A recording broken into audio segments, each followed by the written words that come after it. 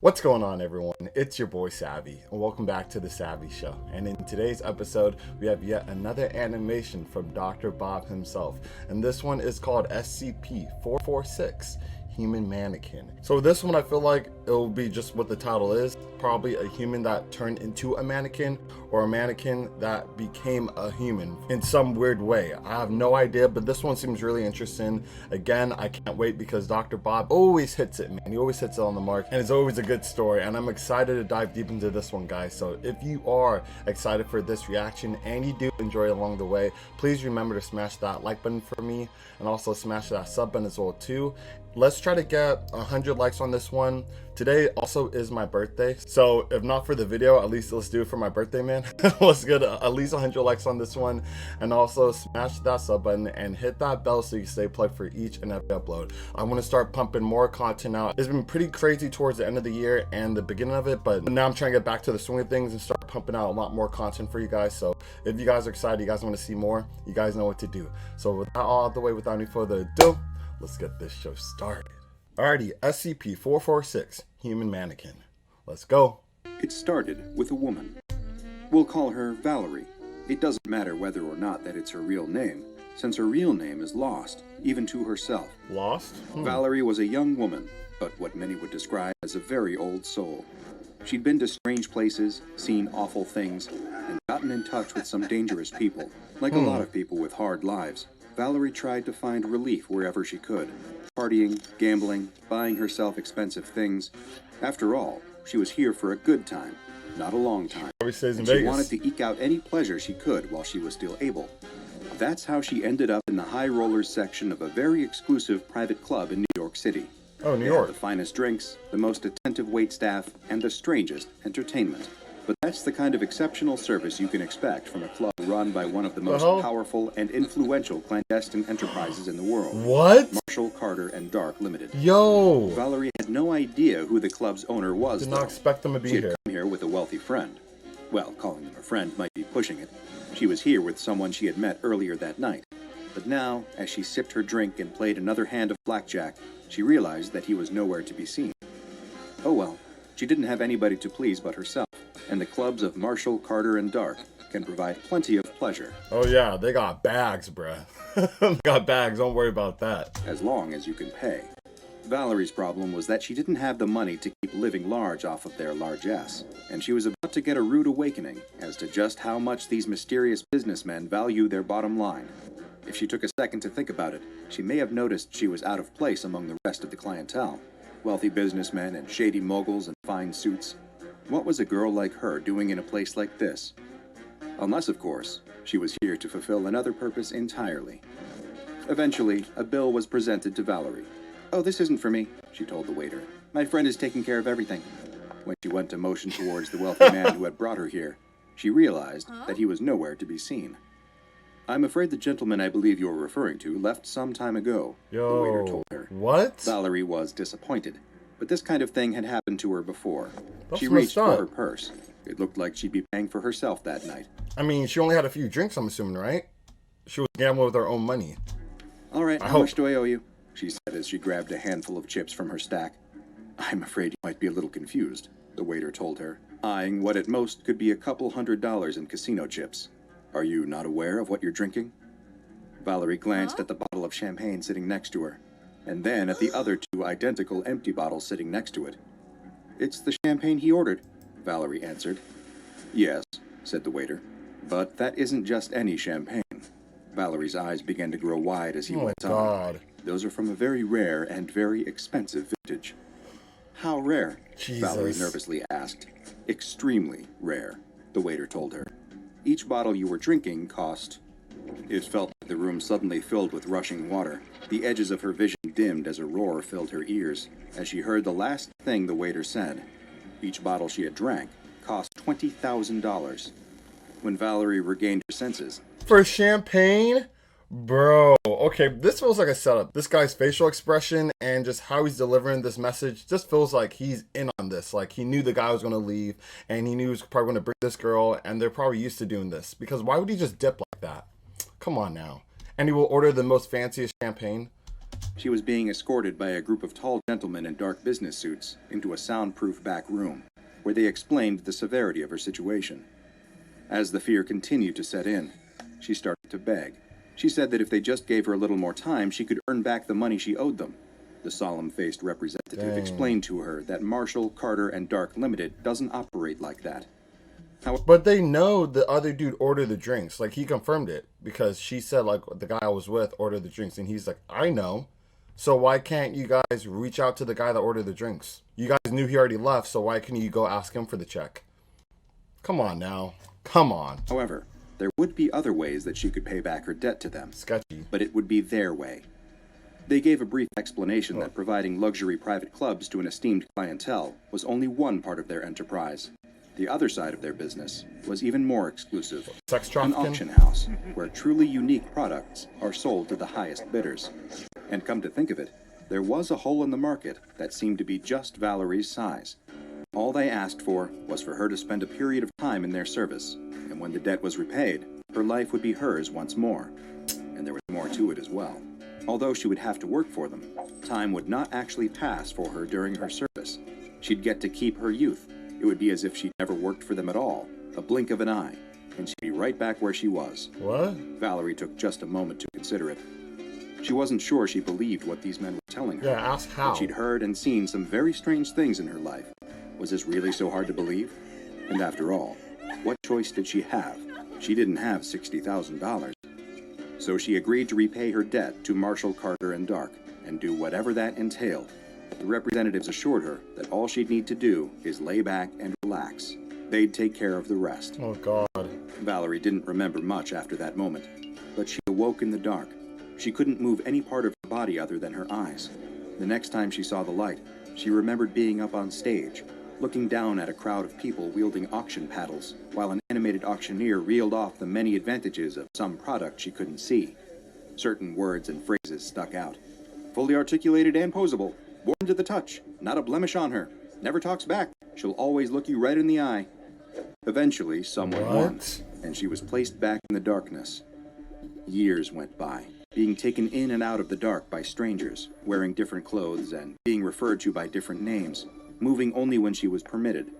Little by little, she forgot the person that she once was. So she's not paralyzed. What really happened? One day ran into the next. It all became a blur of darkness, punctuated by brief flashes of light. Years turned into decades. She never said a word. She forgot what it even felt like to be able to speak. But then one day, out of the darkness, appeared a pair of strangers in black tactical gear who looked at her with an expression somewhere in between pity and disgust. From that moment on, she finally found a new name to replace that empty void. Now, she was SCP-446. The files on SCP-446 are as mysterious as they are deeply disconcerting, and we can only speculate as to the exact process that led to the creation of SCP-446, since the duplicitous salesmen at Marshall, Carter, and Dark Limited don't seem eager to share their secrets with anyone outside of their organization. Makes sense. But what SCP Foundation researchers have learned from solid empirical observation is that SCP-446 is a humanoid mannequin 1.75 meters tall and weighing 52.16 kilograms. So somehow they had the power to turn her into a mannequin completely. How would they be able to turn her back then? She is, or perhaps was, a pale-skinned Caucasian woman who appears to be in her early 20s. She has brown hair that measures 17.78 centimeters at its longest point, brilliant, bright blue eyes, and the distinctive Marshall, Carter, and Dark Limited logo tattooed on her lower back. I thought it was In many green. ways, she has all the hallmarks of a living human being. She's superficially anatomically correct, with realistic skin tone and texture, eye coloration and sclera clarity, and researchers who've dealt with her directly claim that she has the warmth of a real human being. Despite seeming to be alive, though, SCP-446 doesn't respond to verbal communication, has no pulse or heartbeat, and she doesn't even appear to breathe. Whether SCP-446 can truly be considered alive is still an open question among Foundation researchers. SCP-446 is stored in the same hinged metal box she was found in, which is plain save for a series of clothing measurements for those wishing to purchase their own custom accessories. When Foundation field agents first discovered her, they attempted to sit her up. However, what they found was that she responded to their touch, sitting up on her own, All it took to get her to lay back down was a gentle push on her shoulders from the front. Through further study, it was discovered that selective touch cues can induce different types of movement in SCP-446. She could be induced to stand up on her own, and through gentle pressure applied to the top of the head, she could be induced to sit or lay back down on her own. You may have also noticed the somewhat uncanny quality of SCP-446's eyes. Please don't be alarmed. It isn't anything out of the ordinary.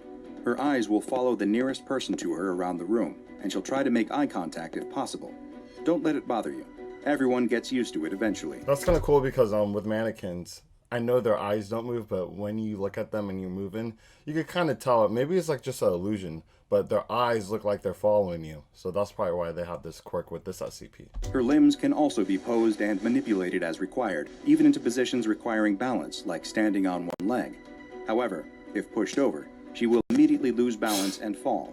It seems almost as though her actions are defined as much by the toucher's intent as the touch itself. Essentially out of any more ways to learn about SCP-446, an in-depth medical examination was authorized. Given the humanoid nature of 446, the doctor conducting the examination decided to proceed in a manner similar to the kind of autopsies given to non-anomalous human corpses. The doctor noted being disturbed by the fact that 446's eyes kept following them, even as they prepared the tools for the autopsy. If it starts crying, I'm about to lose it. Like, I'm about to lose it, man. How did they do this? I really want to know. They also remarked on the almost freakish clearness of the subject's skin.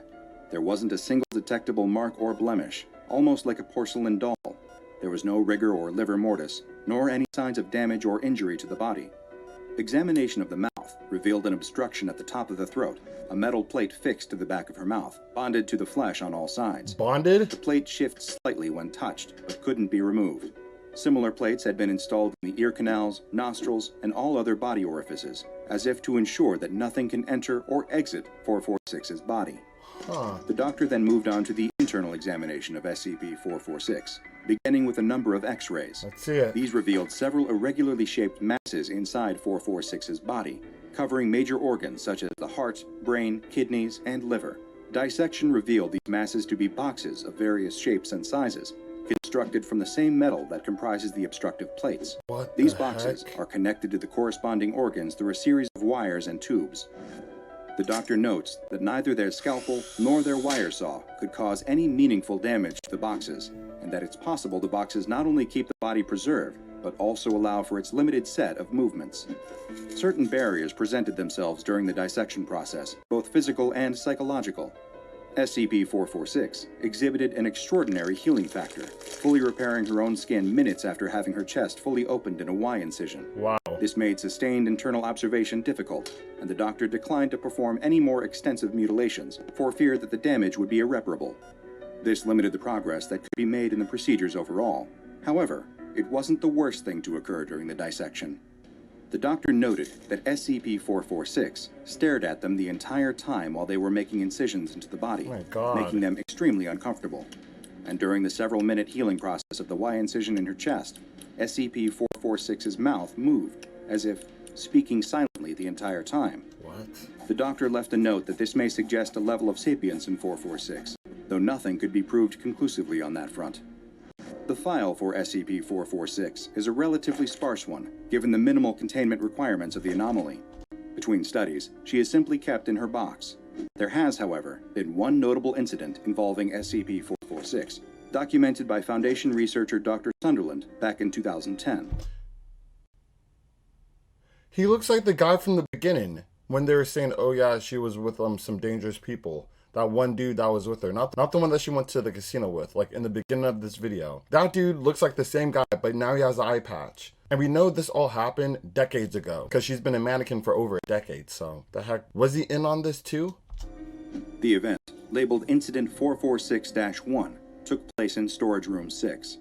In the interest of preserving the anomaly's modesty, she was dressed in a standard D-Class uniform before being placed back into her box for the night. So that's decent. A guard reported a strange thumping noise later that evening, and investigated himself, and found it was coming from the inside of SCP-446's box.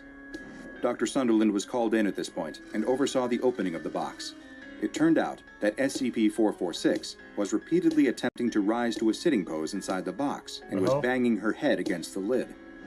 Finally freed, Why? SCP-446 rose to her feet of her own volition for the first time since the start of her containment.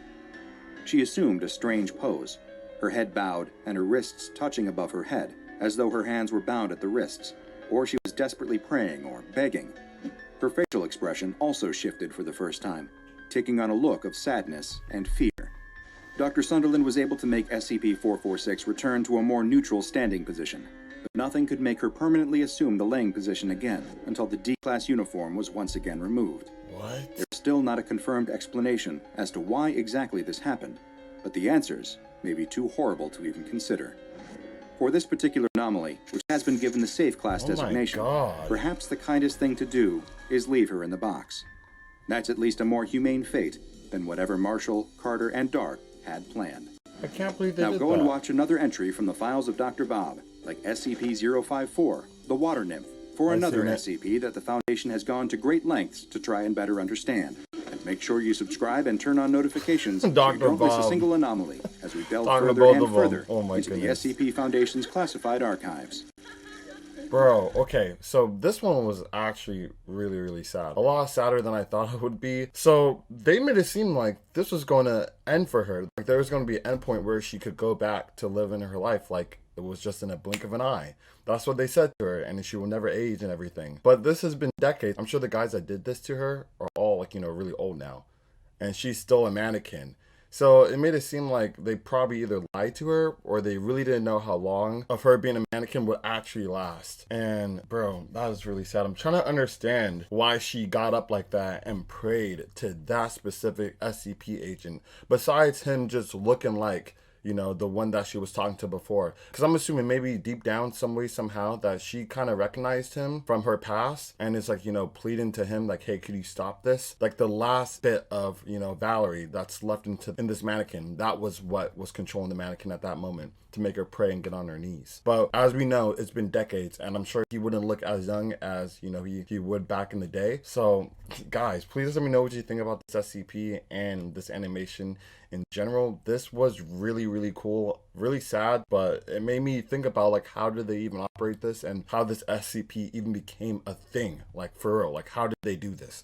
Let me know in the comment section below. If you guys enjoyed the video, please smash that like button for me. Let's get 100 likes, and also smash that notification button so you do not miss an upload.